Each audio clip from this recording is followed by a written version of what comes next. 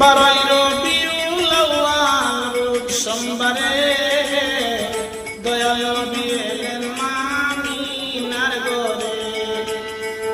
বারোই রবিউল আউয়াল রোজ সোমবারে